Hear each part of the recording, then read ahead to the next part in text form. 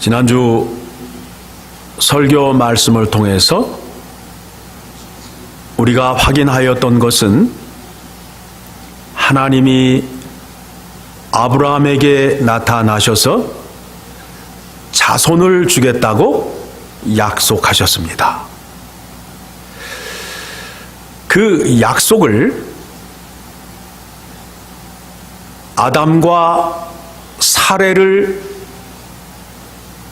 통하여 이루시겠다고 약속하셨는데, 우리가 오늘 설교를 통해서 확인하여야 할 것이 무엇이냐 하면, 그 약속을 하나님이 이루신다, 아니면 아브라함과 사레가 이루어야 한다.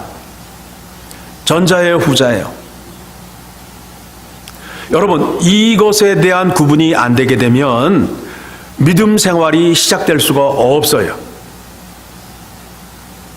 의인은 믿음으로 말미암아 살리라 함과 같으니라. 하나님이 하시겠다라고 약속하셨어요. 그런데 오늘 본문의 말씀을 보니까 하나님이 그 일을 이루고 있어요. 사레가 인간적인 생각으로 그 일을 이루고 있어요. 하나님 말씀 앞에서 서 있는 사람들의 모습이에요. 우리들의 모습이에요. 아니, 아브라함과 사레가 그래 얼마나 못났으면 그래 하나님 앞에서 저런 행위를 할 수 있어. 우리가 그들을 때로는 책망도 해요. 그런데 그 모습이 우리들의 모습이라는 거예요. 약속하신 하나님의 말씀을 하나님이 이루시겠다고 하셨는데 사람의 생각으로 내가 이루겠다는 거예요. 그 실수가 16장의 말씀에 등장이 됩니다. 오늘 설교의 포인트는 뭐냐면, 그 약속을 하나님이 이루신다, 아니면 사람의 생각으로 이루어야 한다. 전자예요, 후자예요?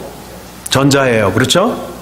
오늘 실패된 사건을 우리가 확인하는 거예요. 그 약속을 사람의 생각으로 이루려 했던 사레와 아브라함의 이야기예요. 자, 1절을 보니까 하나님이 약속을 했는데 사레에게 아이가 생기지 않아요. 그러니까 사레가 생각을 해내는 거예요. 나에게 여종이 하나 있는데, 젊은 여종이 하나 있는데, 그 여종을 당신에게 보낼 터이니 당신과 동침을 해서 아들을 낳자.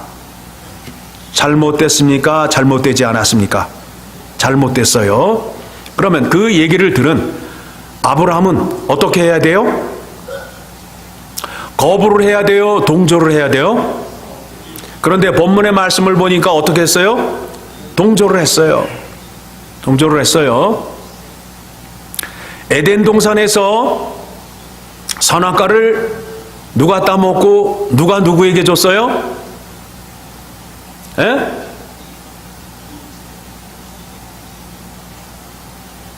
하와가 따먹고 하와가 아담에게 주어서 결국 에덴 동산에 쫓겨나게 되었어요. 오늘 똑같은 실수가 또 등장을 해요. 사람의 생각으로 그 일을 이루려 하는데 아브라함이 동조를 합니다. 그래서 결과가 어떻게 되었어요? 그 머리를 짜내었던 사레가 행복하게 되어 불행하게 불행하게 되잖아요. 누구에게 무시를 당해요? 그의 종에게 몸종이었던 하갈에게 무시를 당한다고요. 뭐라고요? 아이도 못 갖는 하나님께 저주받은 여인이라고 공격을 당한다고요. 그리고 그 책임을 누구에게 돌려요?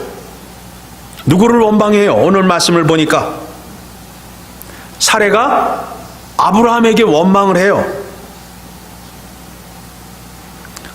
5절입니다. 사레가 아브라함에게 이르되 내가 받는 모욕은 당신이 받아야 옳도다. 왜 아브라함이 받아야 돼요? 이 계획을 누가 짰어요? 사레가 짜서 아브라함이 동조하고 그 일을 실행으로 옮겼는데 사레가 하갈로부터 모욕을 당하니까 그 원망이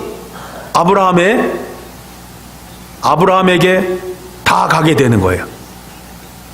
그러면서 뭐라고 그래요? 하나님의 이름을 걸고, 아브라함에게 하는 얘기예요. 하나님의 이름을 걸고 나를 택하든지 하갈을 택하든지 둘 중에 하나를 선택하라.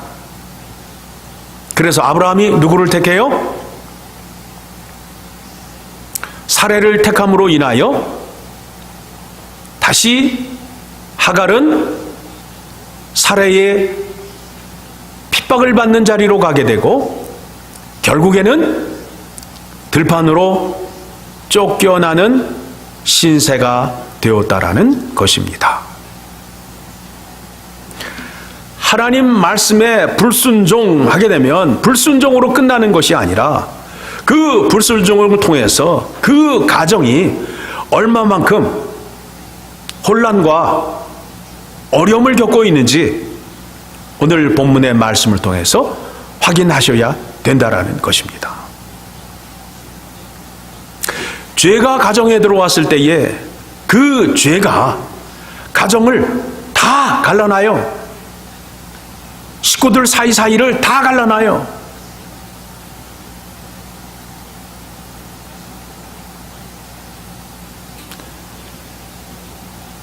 집안의 가장으로서 죄가 들어왔을 때에 그 죄를 거부하지 못하고 죄를 물리치지 못한 아브라함에게 모든 책임이 있게 되는 것입니다.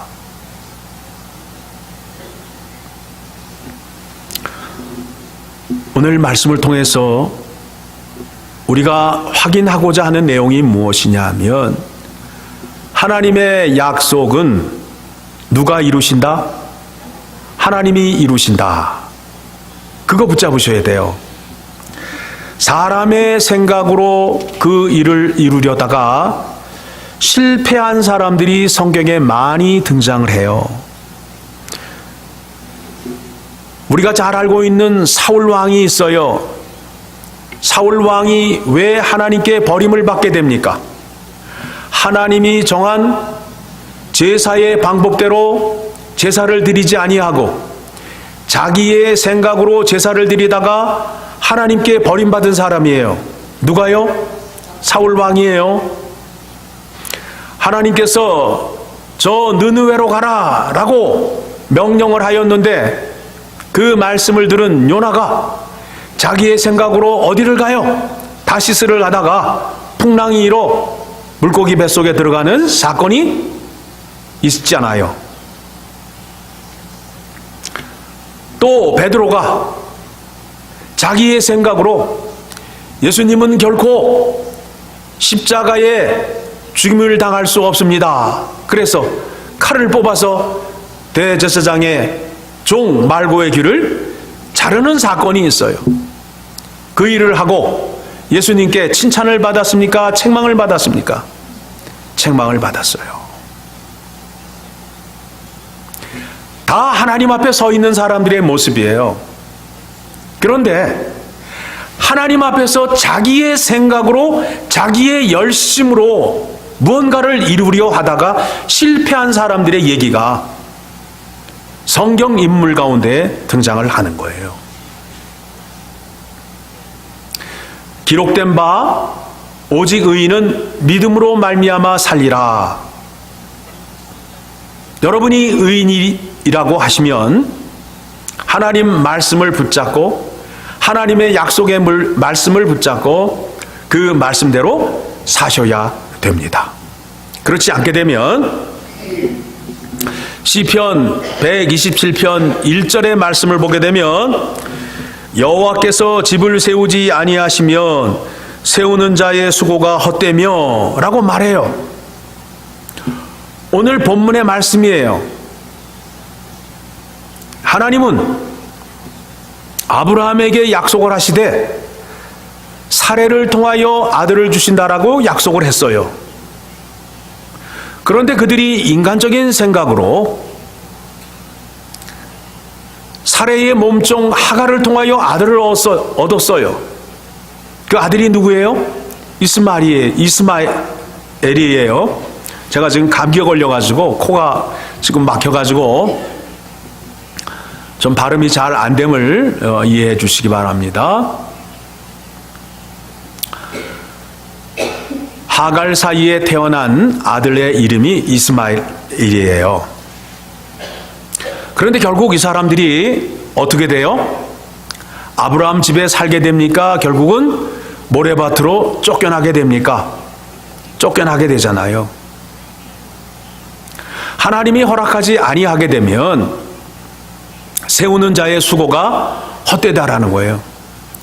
헛된 것뿐만 아니라 그 집안이 풍지박살이 났어요.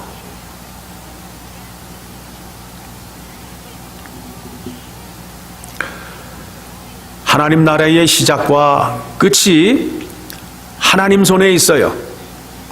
하나님이 아브라함을 택하여서 시작하시고 그 약속하신 것을 예수 그리스도를 통하여 성취하시고 예수님의 재림을 통하여 완성하신다라고 약속하셨어요.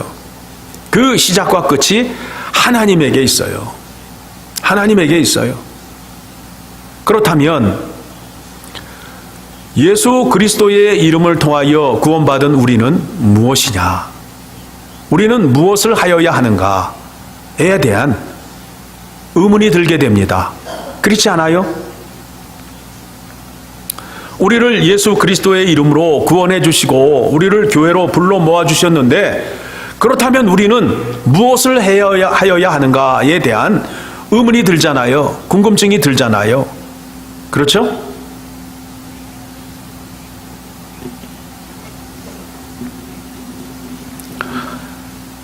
하나님께서 우리에게 은혜를 내려주십니다. 은혜를 내려주시는데 그 은혜라는 것을 여러분 잘 정리하시고 올바른 생각을 가지심으로 인하여 믿음이 크게 되는 놀라운 은혜가 임하기를 소원합니다. 은혜라는 것은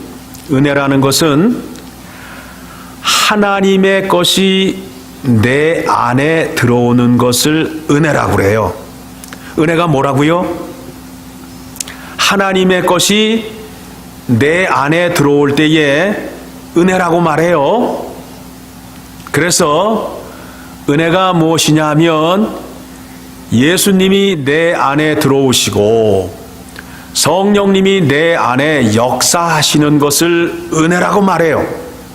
그러면 내가 은혜를 받았다라고 자랑할 수 있고 증거할 수 있는 현상이 무엇이냐 하면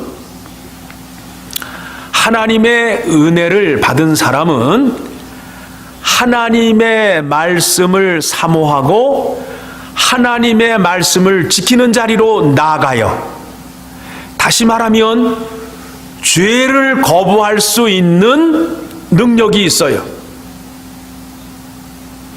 하나님은 죄를 싫어할까요? 좋아하실까요? 하나님은 죄를 싫어하셔요? 좋아하셔요? 싫어하셔요. 그렇죠? 그러면 하나님의 은혜가 내게 임하게 되면 죄 짓는 자리로 갈까요? 가지 않을까요? 안 가요. 안 가요. 왜 그러느냐 하면 하나님이 제일 싫어하는 게 뭐라고요? 죄예요. 은혜를 받았다고 하는데 죄 짓는 자리로 가고 있다고요. 오늘날 교회 안에 있는 사람들, 그리스도인이라고 하는 사람들의 특징이 뭐냐 하면 하나님의 은혜를 받았다고 하면서 죄 짓는 자리로 가고 있다고요. 그건 거짓말이에요. 그건 가짜예요.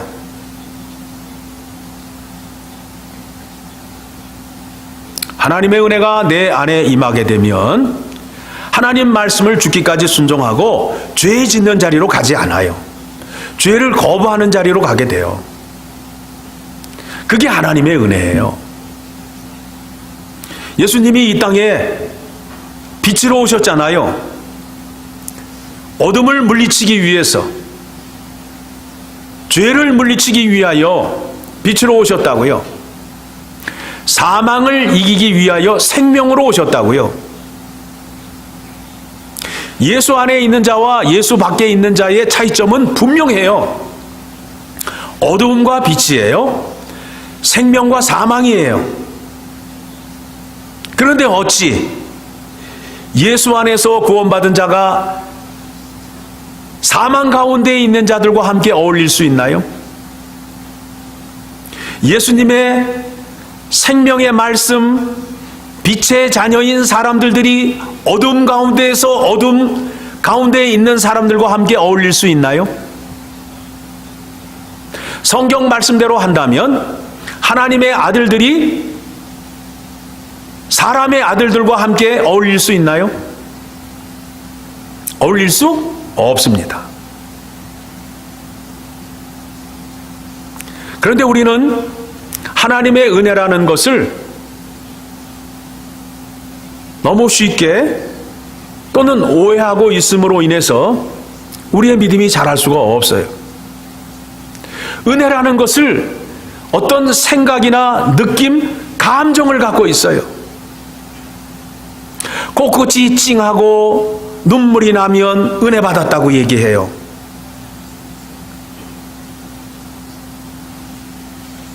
느낌이나 감정을 얻는 것이 믿음이 아니에요.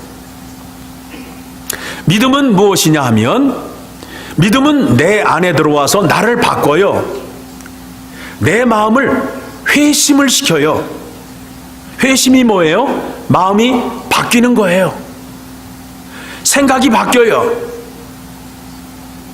여러분이 하나님의 말씀을 듣게 되면, 하나님의 은혜를 받게 되면 제일 먼저 다가오는 현상이 뭐냐면 찔림이에요. 아픔이에요. 하나님의 말씀을 통해서 아, 내가 이거를 알지 못하였구나. 그러므로 인하여 회개의 자리로 나아가요. 예수 그리스도 앞에서 죄 용서를 구하게 되면 주님께서 부활의 은혜를 베풀어 줌으로 인하여 하나님의 말씀이 생명수가 되는 거예요. 생명수를 마심으로 인하여 생명이 더 힘차지는 거예요. 여러분, 그러기 위해서 예배드리고 주님 앞에 나오는 거예요.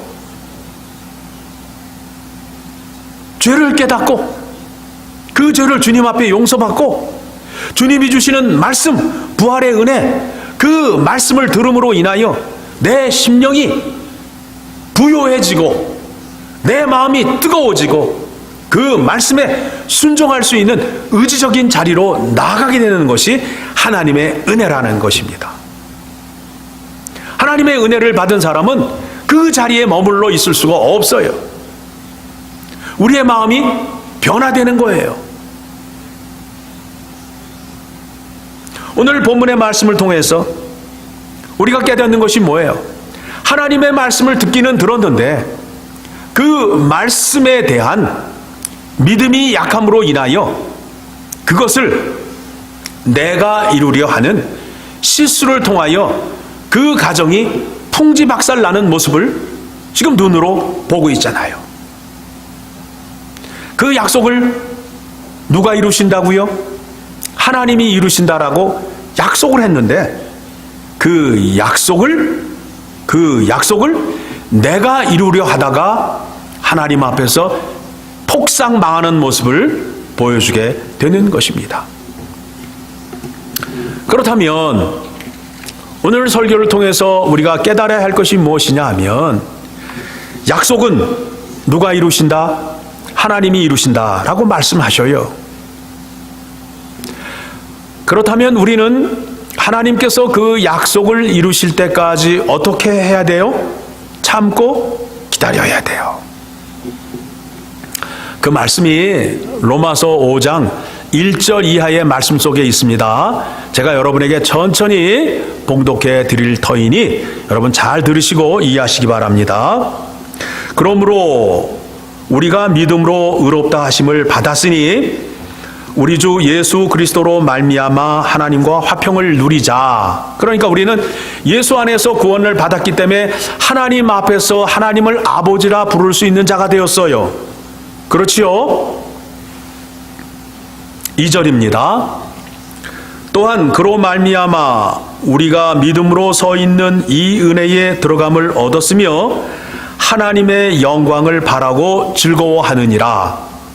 우리는 이제 이 세상을 떠나게 되면 저 영원한 나라 주님 품에 안기는 자가 되었어요. 그래서 우리가 이 땅에 살면서 하늘의 소망을 갖고 살아요. 그렇죠? 그런데 그 약속을 내가 이루는 것이 아니라 누가 이루신다고요? 하나님이 이루시는 거예요. 하나님이 이루시는데 답답한 거예요. 그날이 언제쯤일까? 그날을 좀 알았으면 좋겠다는 거 아니에요. 그렇죠? 그날을 알면 통장에 있는 돈 다 꺼내서 마음껏 쓰고 또 재산도 다 처분해서 홀가분하게 떠날 수 있는데 그날을 알지 못하니까 답답한 거예요. 그래서 그거를 알려고 이리저리 돌아다니는 사람들이 많아요. 그러다 이단에 빠져서 재산 잃어버리고 가정 파괴하게 되는 그런 일들이 많이 일어난 것을 TV를 통해서 우리가 확인할 수 있잖아요. 그렇죠? 그 일은 내가 이루는 것이 아니라 하나님이 이루신다라는 것을 우리는 붙잡고 있어요. 3절입니다. 다만 이뿐 아니라 우리가 환난 중에도 즐거워하나니 이는 환난은 인내를, 우리가 이 땅에서 사는 삶이 힘들어요. 우리의 먹고 사는 문제가 너무 힘이 들어요. 적당히 일해서 먹고 살 수가 없어요. 필사적으로 땀을 흘리며 일해야 먹고 살아요. 우리의 삶이 힘들어요. 그래서 하나님 나라가 빨리 왔으면 하는 우리의 바람이라고요. 그런데 하나님 나라가 지금 빨리 오지 않고 있단 말이에요. 그래서 우리에게 뭐가 필요하다고요? 인내가 필요하다고 말하고 있어요. 인내를 통해서 연단을 통해서 소망을 이루는 줄 암이로다 라고 말하고 있어요. 우리가 인내를 통해서 연단을 이루는데 그 가는 과정이 쉽지 않아요. 힘들어요.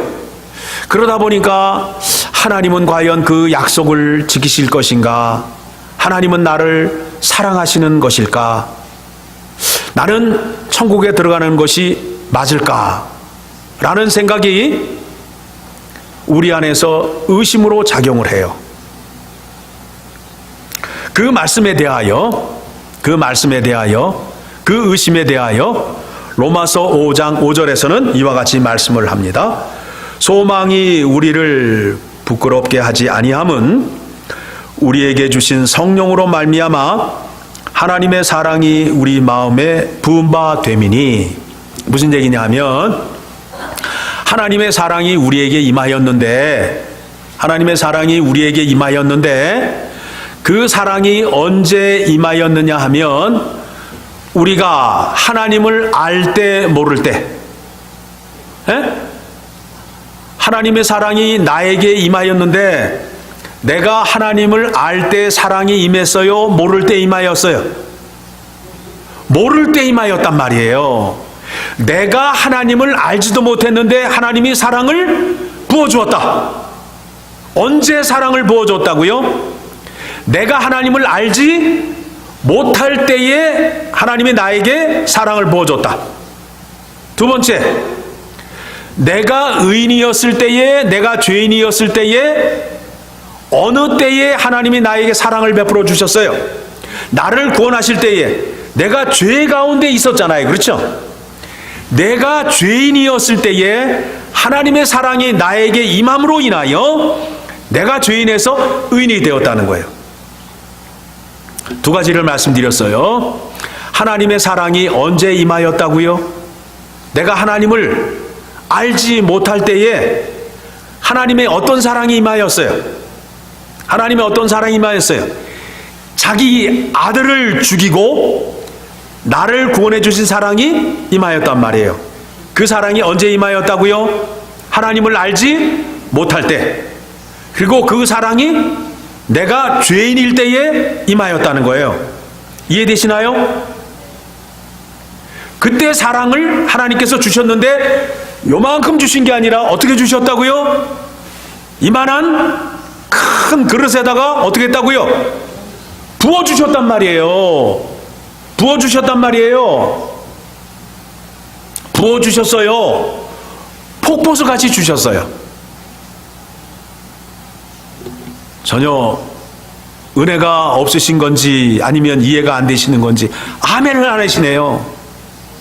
여러분, 하나님이 자기 사랑을 주시기 위하여 아들을 죽이고 여러분에게 사랑을 주었다는 그 말씀을 전하는데 여러분 아멘을 안 하세요? 네? 아멘을 안 하세요? 하나님이 여러분에게 사랑을 부어줬다는 그 메시지를 증거하는데 아멘을 안 하셔요? 하나님의 사랑을 받으신 분이 맞아요?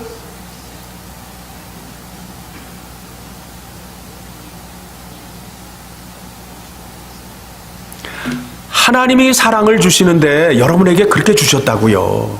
그렇게 주셨다고요. 제 얘기가 아니라 성경의 얘기잖아요. 성경의 증언이잖아요. 자, 그렇다면 내가 하나님을 알지 못할 때에 하나님이 사랑을 그냥 부어주셨단 말이에요. 그런데 이제는 내가 하나님을 알아요, 몰라요? 알아요. 하나님과 어떤 관계가 되었어요? 하나님과 어떤 관계가 되었어요? 하나님과 아들의 관계가 되었잖아요. 그렇죠? 그렇다면 하나님께서 내가 죄인이었고 하나님을 모를 때에도 사랑을 이렇게 부어주셨는데 지금은 하나님을 알고 하나님을 아버지라 부르는 자리에 있단 말이에요. 그러면 사랑을 이제는 어떻게 주시겠어요? 어떻게 주시겠어요? 부어주시는 거 엄청난 크기가 비교할 수 없을 만큼의 더 큰 사랑으로 우리에게 부어주심으로 인하여 우리가 당하고 있는 환난과 어려움과 고난을 인내로 감당할 수 있게 된다라는 것입니다. 성경이 그 얘기하는 거예요.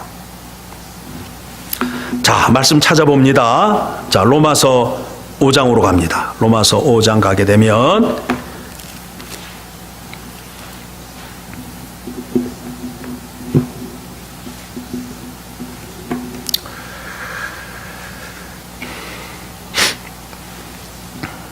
(8절입니다) 로마서 5장 8절. 자, 천천히 잘 보세요. 우리가 아직 죄인 되었을 때 그리스도께서 우리를 위하여 죽으심으로 하나님께서 우리에 대한 자기 사랑을 확증하셨느니라. 아까 말씀드린 거예요. 하나님을 알기 전에 그 사랑을 주었단 말이에요. 그러면 이제는 뭐예요? 우리가 예수 그리스도로 구원을 받음으로 인하여 그러면 이제 우리가 그의 피로 말미암아 의롭다 하심을 받았으니 더욱 그로 말미암아 진노하심에서 구원을 받을 것이니 곧 우리가 원수 되었을 때에 그의 아들의 죽으심으로 말미암아 하나님과 화목하게 되었은즉 화목하게 된 자로서는 더욱 그의 살아나심으로 말미암아 구원을 받을 것이니. 다시 말하면 예수 그리스도의 십자가의 그 죽음, 피를 통하여 구원받은 은혜가 있고 예수 그리스도의 구원을 통하여 하나님 앞에서 살아있는 부활의 은혜를 받는 자의 그 모습이 있는데 구원의 크기가 어느 게 더 크다는 거예요? 어느 게 더 크다는 거예요? 예수님의 십자가의 피로 죄 사함을 받을 때의 구원의 은혜가 크다는 거예요? 아니면 하나님 말씀에 순종하며 살 때의 구원의 은혜가 더 크다는 거예요? 전자예요, 후자예요? 후자가 되잖아요. 후자가 말씀에 순종하며 사시게 되면 그 구원의 은혜가 더 크다라는 것이 성경의 약속이에요. 자, 말씀 정리합니다. 본문으로 돌아옵니다. 하나님께 택함을 받은 아브라함과 사레가 있는데 누구 앞에 있는 거예요? 지금 이 사람이 누구 앞에 있어요? 하나님 앞에 서 있어요? 하나님 밖에 있어요? 에? 하나님 앞에 있는데 하나님의 약속의 말씀을 순종을 해요? 불순종을 해요? 불순종을 하잖아요. 불순종하잖아요. 불순종함으로 인하여 그 가정이 어떻게 돼요? 풍지 박살나는 모습을 보게 되잖아요. 그렇죠? 이 말씀이 베드로서 가더라도 똑같은 말씀을 해요.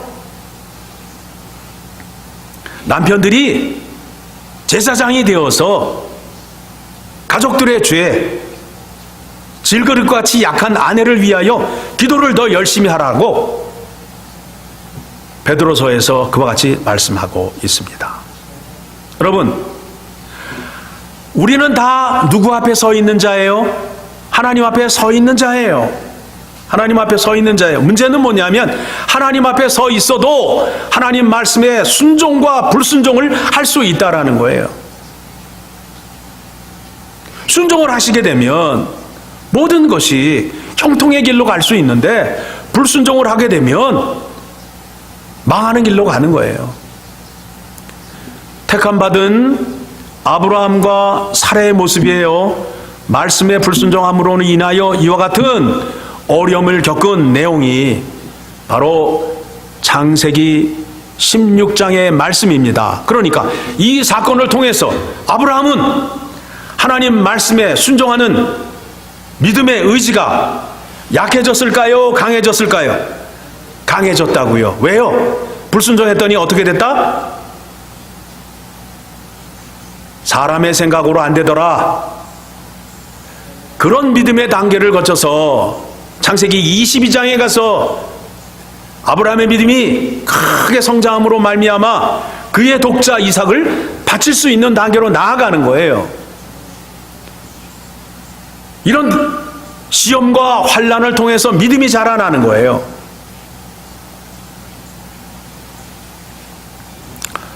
오늘 본문의 말씀이 우리 마음에 새겨져야 돼요.